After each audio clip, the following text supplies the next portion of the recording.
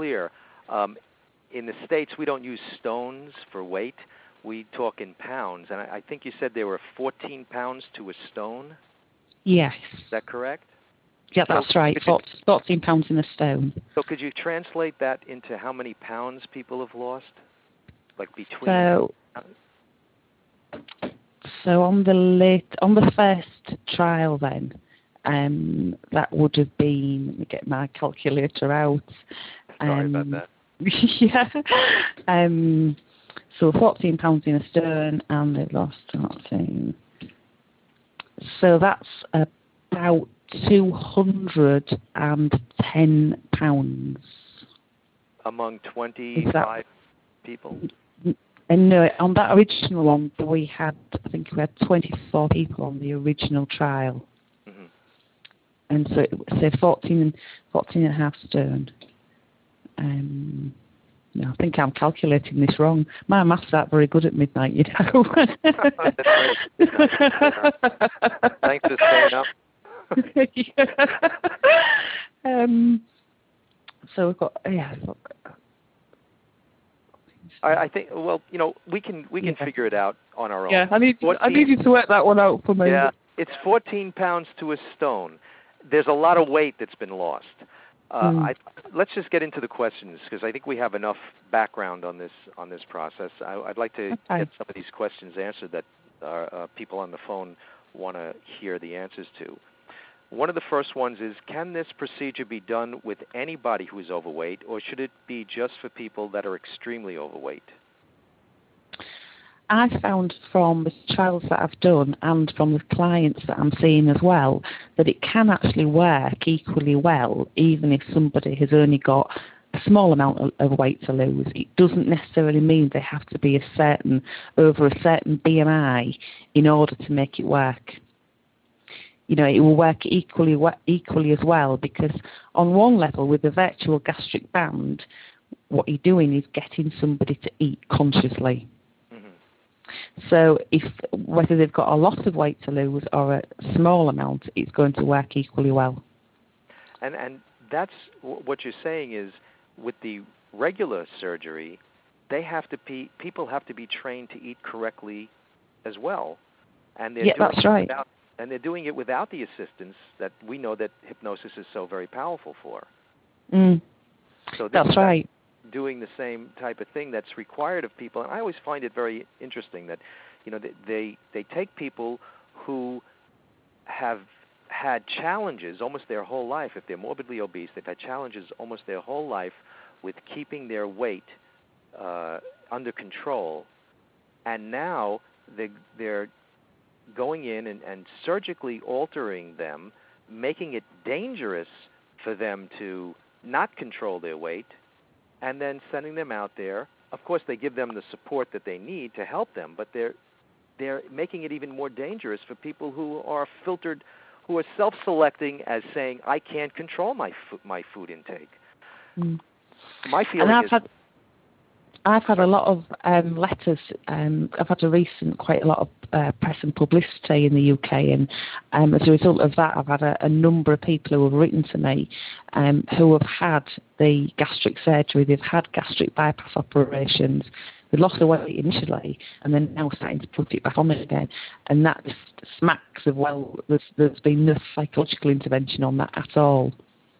It's just all they've done is put a physical barrier there with the operation.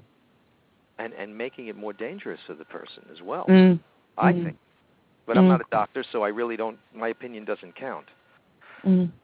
Do you have a process or a CD for hypnotherapists that want to lose weight before they start doing the hypnogastric bypass or the hypnogastric band for clients? Yeah, I mean, the program that I've developed, it incorporates a backup CD that I've made that the client has to listen to every day. I don't think that CD would work without a session to implement those changes to start with. So if it's a hypnotherapist who wants to lose weight before they then use the system themselves, right, then I would recommend that they see another therapist to install that system in them. Yeah. Are you aware of any negative side effects that this could have? I mean, the whole process? I haven't come across any negative side effects as yet. Now, that's not to say there aren't any, but I certainly haven't come across any. Because the subconscious is not going to accept suggestions that are going to make the person worse. Mm-hmm. Is this a one-session treatment? No, it's a 4-week program. I see a client 1 hour a week for 4 weeks. And what's the suggested fee for this type of process? Again, you might have to help me out with my maths here, but I charge 350 UK pounds. And I think that's half of you would double that for $1, so it would be $700 for a 4-session weekly program per person. That's right. I've been aware of, I've been doing some research online. There's a few other places that do this type of thing, and they seem to be charging more than that. There are some, I think I've noticed some in the U.S.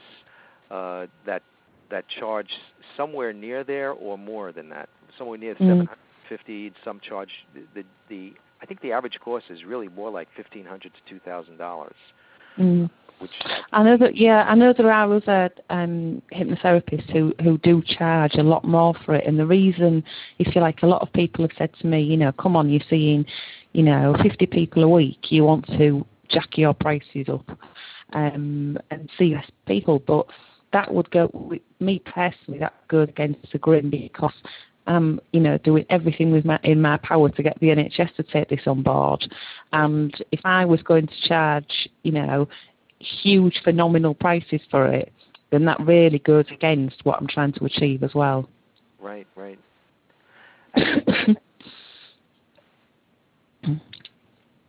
What are the medical and ethical aspects of offering this service within a hypnosis practice? I don't think this is any different to anything else that you're offering within a hypnosis practice.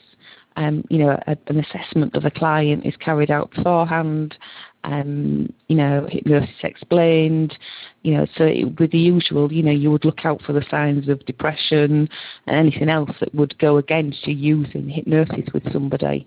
But I don't think this in itself is any different to anything else you would incorporate in your practice and the things that you would look out for. Mm-hmm. How long have you been seeing clients?